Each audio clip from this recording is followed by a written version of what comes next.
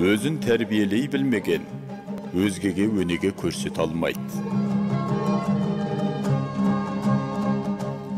Ғылымда, ақылда сақтайтын мінез деген сауыт болады.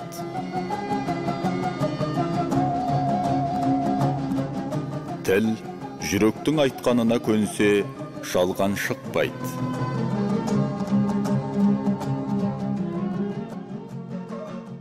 Ассалаумағалейкум ардақты ағайын, баршаңызды мынау қазақтың ұлы ақыны, бас ақыны Абай атамыздың 175 жылдық мерейлі мерекесіменен шын жүректен құттықтаймын.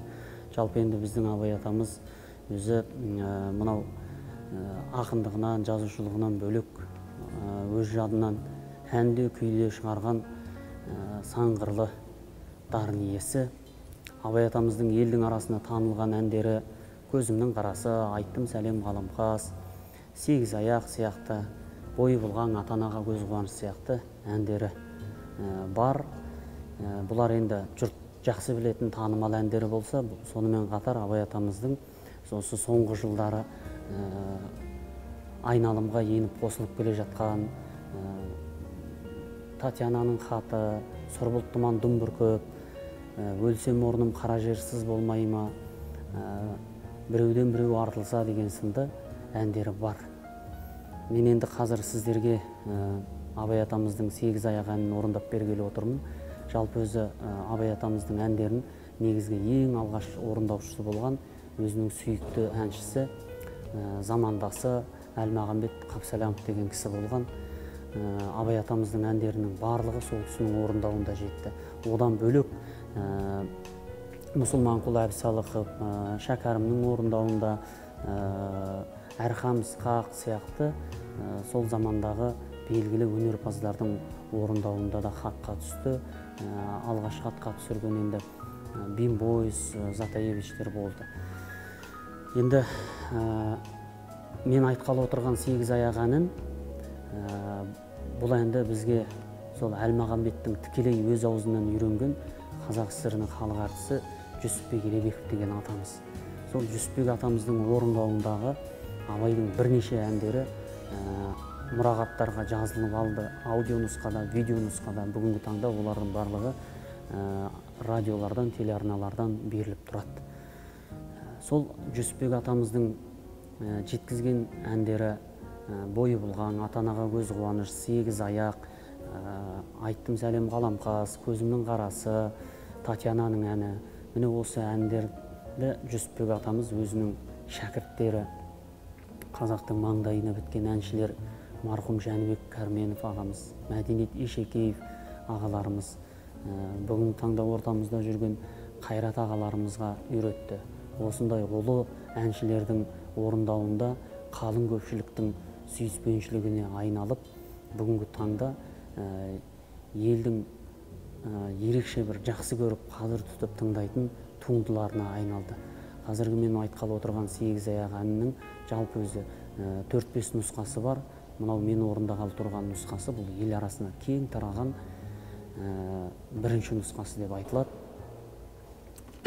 Сол сегіз аяқты орындап берейін.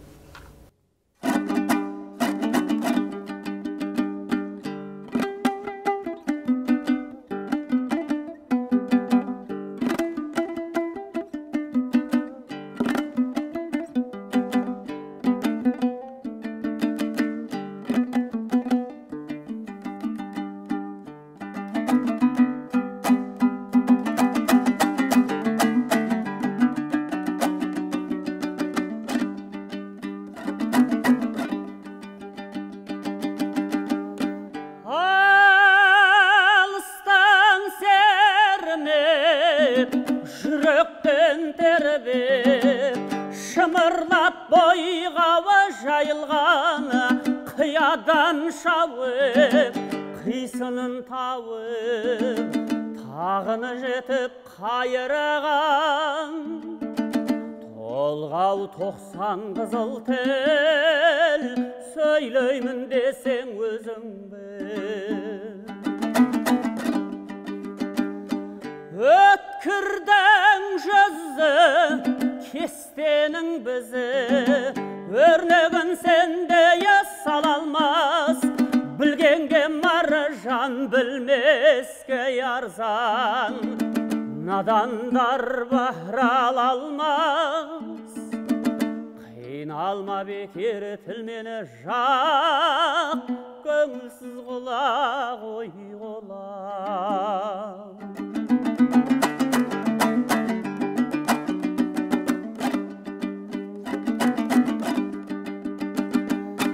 Басында ми жоқ, өзінде ой жоқ, күлкішілгердеңі наданның, көп айтса көнді, жұрт айтса болды, әдеті надан адамның. Бойда қайрат, ойда көз, болмаған соң айтпа сөз.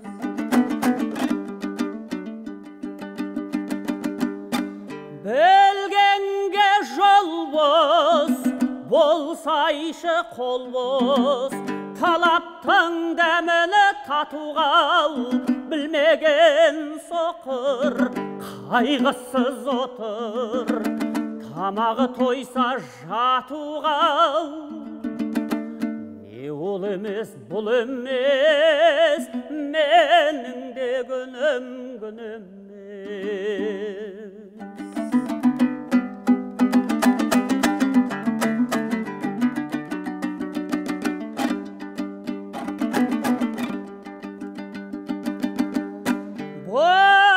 Болмасын кекшіл, болсайшы көпшіл, жан аямайы кәсіп қыл, орынсыз ыржаң, болымсыз қылжаң, болама дәулет нәсіп қыл.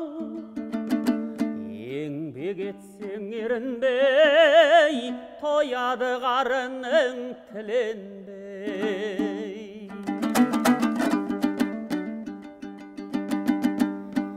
Егіннің ебін, сауданың тегін, үйреніп ойланы мал ізде, адам бол мал тап, адал бол байтап. Қуансаң қуаны сол кезде, біріңді қазақ, бірің дос, көрмесең істің бәрі бос. Біріңді қазақ, бірің дос, көрмесең істің бәрі бос.